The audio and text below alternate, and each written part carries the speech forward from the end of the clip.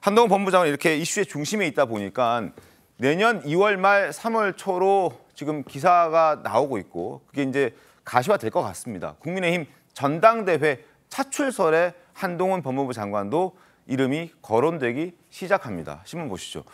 한동훈 법무부 장관은 아니라고 하는데 여권 일각에서는 벌써부터 역할론을 얘기하고 있습니다. 총선 출마 혹은 당대표 출마 뭐 이런 얘기들을 이제 하고 있는 상황이거든요. 한동훈 법무장관은 수차례 강조했습니다. 생각이 없다. 적어도 아직까지는 뭐 이런 얘기들을 했는데 그럼에도 불구하고 계속 이름이 거론되고 있습니다. 이대로면 다음 총선에서 다 죽을 수 있다. 위기감에 총선 출마 수면 위로 떠오르고 있다. 수도권 중도층에 공략하는데 역할을 할 것으로 기대를 하고 있다라는 메시지가 있는 반면에 자 회의적인 시각도 적진 않습니다. 수도권의 한 의원은 한 장관이 야당과 대놓고 충돌하는데도 화제만 될 뿐 당 지지율은 도리어 떨어지고 있다. 매연 확장에는 크게 도움이 되지 않는다는 의미다. 이런 입장도 있고 검찰 출신의 또 다른 국민의힘 의원은 한 장관이 출마한다면 이재명 대표의 부패 혐의, 문재인 정권 인사들이 받는 수사가 일거의 설득력을 잃게 된다. 이런 지적도 하고 있습니다. 이종호 평론가 어떻습니까? 일단 이렇게 봐야 될 것 같아요. 한동훈 법무장관이 나가야 되느냐 안 나와야 되느냐가 중요한 게 아니라 뭔가 새롭게 바뀌어야 되는데 새롭게 바뀌는 요인이 무엇일까? 그거를 찾는데 그게 없다 보니까 한동훈 장관의 지금 초점이 맞춰진다. 이렇게 말씀을 드리고 싶어요. 최근에 어떤 예를 한번 들어보죠. 지금 여야의 그 대선 과정으로 돌아봤을 때 한나라당 계열의 국민의힘이나 혹은 민주당 계열의 더불어민주당이나 전혀 이질적인 사람들이 여야 후보가 됐습니다. 지금 그 대통령이 된 지금 윤석열 후보 역시 전혀 국민의힘 계열의 그런 그 후보가 아니었어요. 당연히 검찰 출신에다가 차곡차곡 쌓아온 게 민주당에서 뭐 검찰총장으로 임명된 그런 사람을 지금 끌어들였죠. 저 민주당도 마찬가지입니다. 이재명 후보라는 분은 민주당의 적통이라고 볼 수는 없어요. 예를 들어서 학생운동을 했다거나 혹은 그러니까 386, 뭐 오리지널 386이라거나 혹은 호남 계열의 어떤 배경을 갖고 있다거나 그러니까 정통적인 어떤 그런 민주당의 후보가 아닌 새로운 후보였단 말이죠. 이건 왜 양쪽 다 후보가 됐을까? 국민들은 좀 새로운 사람, 새로운 어떤 바람을 원하는데 그런 예로 그 이전에 상대했던 많은 한 수십 년 여의도에서 정치했던 후보들을 제치고 됐단 말이죠. 그 이준석 당대표가 된 것도 역시 마찬가지입니다. 아주 쟁쟁했던 뭐 나경원 후보라든지 주호영 후보라든지 제끼고 완전히 20대, 30대 새로운 물결 이런 물결은 아마도 지금 총선에 민주당도 고민이 있 거지만 새로운 바람을 요구하는 국민들의 어떤 요구가 굉장히 높아질 거예요. 그래서 이 선거는 세 가지 아닙니까? 인물, 구도, 바람. 그러면 지금 봤을 때 좀 새로운 인물이 누굴까?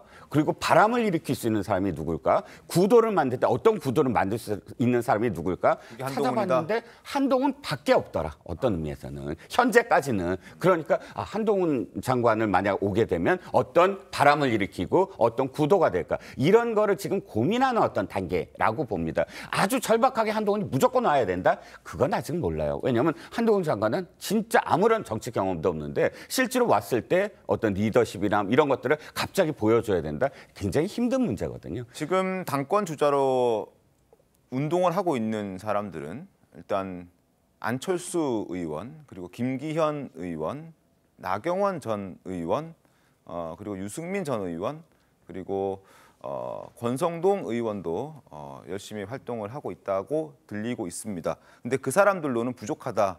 이런 입장이신 것 같은데. 제가 한 말씀 드리면 어떻습니까? 네, 먼저 윤석 대변인께 여쭤보겠습니다. 네. 지금 상황에서 뭐 당대표 선거에 한동훈 장관이 나온다? 그건 좀 물리적으로 불가능할 것 같고요.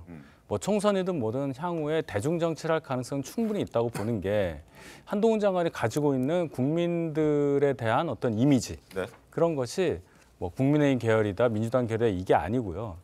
특히나 젊은 세대들이 좋아할 수 있는 그런 것을 갖춘 면이 많아요. 예를 들어서 뭐에 기대지 않고 본인 능력만으로 40대 장관자리에 오른 사람이라고 봐야 됩니다. 일단 그 부분이 하나 있고요. 어떤 부조리라든지 뭐 잘못된 것에 대해서 굉장히 깔끔하고 논리적으로 찌질하지 않게 이렇게 얘기를 한단 말이죠. 그 모습이 물론 뭐 내용에 따라서는 박성준 의원님처럼 동의하지 않는 분들도 많이 계시겠지만 젊은 분들 보기에 이런 움직임이 있다는 거를 제가 많이 들었어요. 네. 그런 여러 가지를 볼 때 정치인을 바라보는 국민의 어떤 관점에서는 한동훈 장관은 굉장히 매력적인 인물이다. 그런 차원에서 본다면 국민의힘에서 당연히 뭐 당대표라든지 뭐 총선 후보라든지 탐날만 하죠. 알겠습니다. 근데 그 정치가요, 재밌는 게 대선과 총선의 속성이 달라요. 대선은 목표가 하나가 있고 인물 하나에서 단일 대우가 형성이 가능합니다. 네. 근데 총선은 여러 세력이 분포가 돼 있거든요. 당내에서. 그리고 당내 권력 투쟁에 의해서 총선이 치러지는 거기 때문에 한동훈 장관이 만약에 이제 국민의힘에 입당을 해서 네. 총선을 치른다고 하면 당내 권력 투쟁을 승리를 해야 되는 그 과정이 있는 거고, 또 하나는 윤석열 대통령 같은 경우는 독자 생존을 한 거거든요. 어쨌든 창업을 한 인물이고, 근데 한동훈 장관은 창업가의 이미지가 아니란 말이죠. 업적을 만든 인물이 아니라 윤석열 대통령의 2인자란 말이죠. 근데 권력의 지형에서 권력의 2인자가 성공했던 적이 없어요. 현존한 권력의 2인자가 그 권력에 들어가서 중심이 돼서 새로운 창업가가 되는 경우는 거의 없었습니다. 그것이 이제 한동훈 장관이 과연 그냥 윤석열 대통령의 이미지 하나를 가지고 어떻게 보면 기생하는 쪽에서의 정치 입문이 될 텐데 과연 독자 생존할 수 있겠느냐, 저는 그거에 대해서는 상당히 회의적입니다. 알겠습니다. 뭐 일단은 지금 아직 시간이 조금 남아 있습니다. 이런 분석 기사들이 나오기 시작하는데 뭐 그 내용들은 저희가 조금 기다려 보면 조금 더 가시화되지 않을까, 좀 더 구체적으로 어떤 내용들이 등장하지 않을까 생각을 하고 함께 기다려 보겠습니다. 그리고 이와 관련해서 여권 인사들의 내부 목소리도 한번 들어보겠습니다. 정치 깡패다 이렇게 또 발언하지 않았습니까? 그 정치를 잘 하신다니까요. 정치적 용어로는 굉장히 아주 탁월한 훌륭한 표현이었습니까? 네. 예. 사실 그 정도로 표현을 해서 한마디로 정의하기가 쉽지 않죠. 일각에서 지금 차기 당대표로도 거론될 수도 있다라는 말이 나오는데 이 부분은 설득력 있다고 보십니까? 본인이 그런 선택을 할 가능성은 저는 없다고 봅니다. 그러나 뭐 예를 들어 총선에 출마를 하고 국회의원으로서 또 정치인으로 활동한다면 굉장히 그 정치적 자산을 한꺼번에 많이 갖추고 예.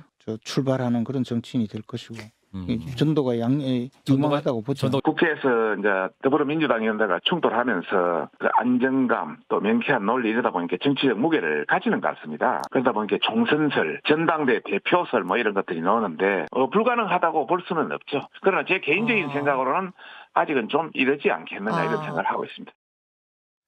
자, 아직 확실하진 않지만 어쨌든 차출론이 거론되고 있고, 그리고 만약에 한 장관이 정말 차출이 된다면 아마 지금 보여드릴 모습들 때문에 한 장관이 차출되지 않을까 생각을 해봅니다. 한번 보시죠.